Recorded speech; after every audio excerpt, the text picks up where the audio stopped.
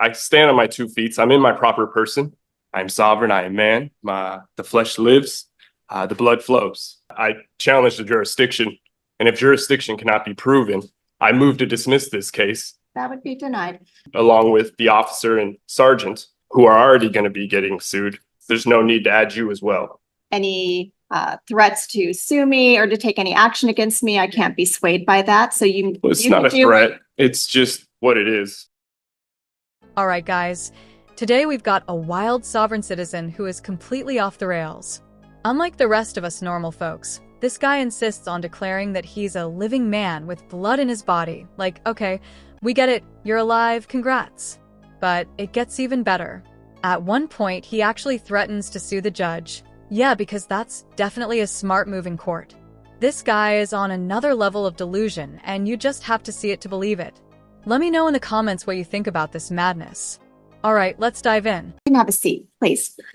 His rights at arraignment. My honor. So, for the record, I've made this special visitation under duress pertaining to the matters of Jonathan Troy, Faifoleaso Maliatoa Schuster. For I am beneficiary, I am sovereign, I am man. The flesh lives, the blood flows. I am a non-U.S. citizen, American national. I am sui juris imperfecta persona. I reserve all rights. I do not understand the status, and so I ask you, ma'am, what is your name? What is your nationality, and what is your status? I'm Judge Grant. I am a citizen, and I'm the judge in this court. You are here subject to appropriate jurisdiction. So you are here for an arraignment. You've been charged with a crime. Today, you will be asked to enter a plea. Ma'am, I object because a citizen cannot sit a bench, ma'am. So I'm going to go through the information. It looks like you have been charged with driving with a suspended license, driving without a required ignition interlock device, refusal to comply, not having proper registration on the vehicle, expired over 2 months. And then there was also a driving violation. Wheels were off the roadway. Last two are infractions. So, ma'am, jurisdiction cannot be proven unless status is established. You have not established status. And so if you cannot do that, I challenge the jurisdiction. And if jurisdiction cannot be proven, I move to dismiss this case with prejudice. That would be denied. So I am going to, at this time, review for probable cause. Object. Again, I challenge the jurisdiction, and jurisdiction must be proven. It's not going to happen today. Jurisdiction must be proven. To hear the charges, and I will be reviewing for probable cause, and then we'll make a determination as to whether or not you will remain in custody. And I will hear from the prosecutor as to that. And if you violate my rights even further, ma'am, as well as the officer and the sergeant that violated my rights, who are also going to be getting sued, it would just add to that. And I don't think that you need to go that route. While I review this incident report. All right, I do find probable cause with the charges. I will be entering not guilty, please. Ma'am, you cannot practice law from the bench. I object. Noted. You cannot enter a plea for somebody. That is, practicing bench from the law. Unless you want to enter a plea of guilty, today there'll be a plea of not guilty. Understand you are objecting. Ma'am, I object. I challenge the jurisdiction. Jurisdiction has not been proven. Jurisdiction hasn't been proven? Really? Then why are you sitting there in handcuffs wearing that ugly striped jumpsuit? It's almost like, you're under the jurisdiction of the state, buddy. This guy is giving off serious. I've watched too many YouTube videos, and now I'm an expert vibes, acting like he's about to drop some mind-blowing truth when all I hear is a bunch of incoherent ramblings.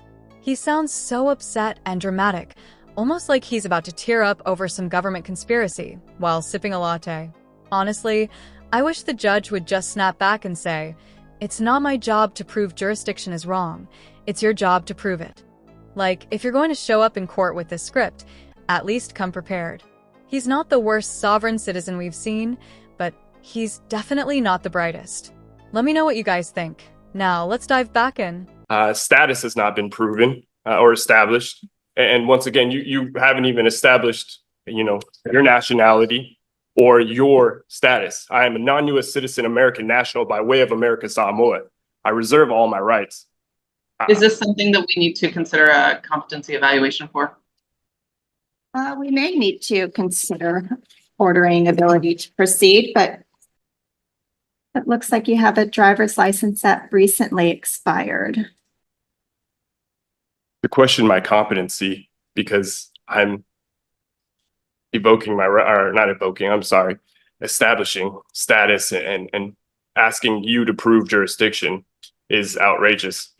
And so, again, if jurisdiction cannot be proven, I move to dismiss this with prejudice based on the grounds that you cannot prove jurisdiction. All right, I've reviewed this. You were driving in the city of Lake Forest Park. You were violating. Again, laws. I was not driving. Again, I have rights. You were behind. My rights were violated. My rights were violated. My right to travel freely unencumbered was violated. There was no emergency in which the officer needed to put on his red and blue lights. And so, again, if status cannot be set, jurisdiction cannot be proven, I move to dismiss this matter with prejudice. That's denied. So you've made your record. Right now, I'm going to directly appoint counsel from the bench. Ms. McDonald. Again, I am sui juris in propria persona. I stand on my 2 feet. I'm in my proper person. And so I reserve all my rights. I understand that, and I've acknowledged that. I'm not dismissing your case today. I'm going to hear from Ms. McDonald as to the city's position on release. Yes, Your Honor, I am going to be asking that the bail remain the same. It looks like it's currently set at $2,000. I do have some concern regarding his willingness and ability to reappear if he was released on his own recognizance, as well as concerned about community safety and risk of reoffending, given his temperament in the court today. And Your Honor, Mr. Schuster would ask the court to release him on his own recognizance. These are not violent offenses. I don't see that he has any convictions for violent offenses. There was an assault from 2021 that was dismissed. He may have a view of the law that is different than the city's, but that in itself does not indicate that he won't come to court or that he would in any way try to subvert court proceedings. So we'd ask the court to release him on standard conditions. Well, the court can consider whether or not Mr. Schuster is likely to reappear for future court hearings. What I hear from him today is that he completely objects to this court having any jurisdiction. I don't have a good faith basis that Mr. Schuster will return if I were to release him. There's no way this guy comes back if the judge lets him out today. You can just tell by his attitude that he'd commit the same crimes he's accused of 100 times over without a second thought. Like, this dude looks like he'd rob a bank and then ask for a refund. I'd even bet he's the type to do a hit and run just because he hates society, probably driving off while saying, "Who needs insurance?" It's honestly wild how some people act like the law doesn't apply to them. I'm sure the judge doesn't want to let him out, but what do we even do with people like this? Should we extend their sentences or something? Because at this point, that feels like the only option. Let me know what you guys think. Now, let's get back into the video. I do see that he has a prior conviction for DUI. He's on a deferred prosecution at this time in Seattle Municipal Court. He's not complying with conditions if he's driving without a license and driving without a required ignition interlock device. Also indication that Mr. Schuster will not abide the court's orders to appear on his promise. Want to look at the Seattle municipal case and see when he's next scheduled to appear. Like you had mentioned too, in 2021, same situation, or not same situation, a situation occurred in which they tried to charge me. They didn't have jurisdiction. It was dismissed. And again, I don't want any charges against me because I do have the deferral, which would obviously violate that deferral.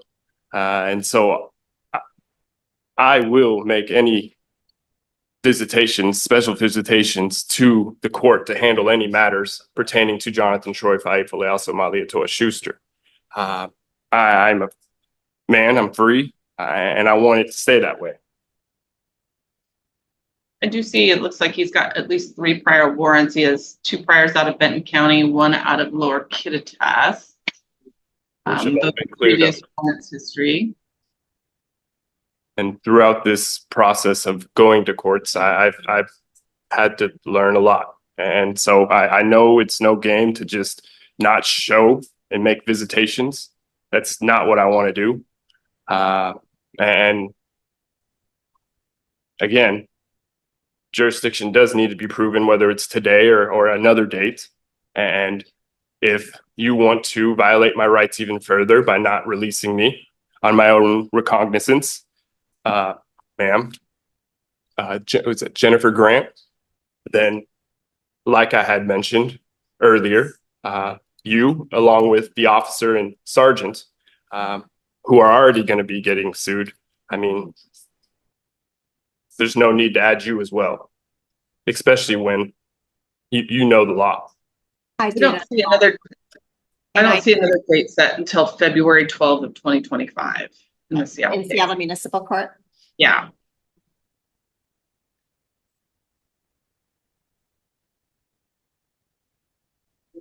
Well, Mr. Schuster, I have to do what I believe is appropriate in this case, and that is to set bail. And any threats to sue me or to take any action against me, I can't be swayed by that. So it's not a threat. It's just what it is. This guy can't be real.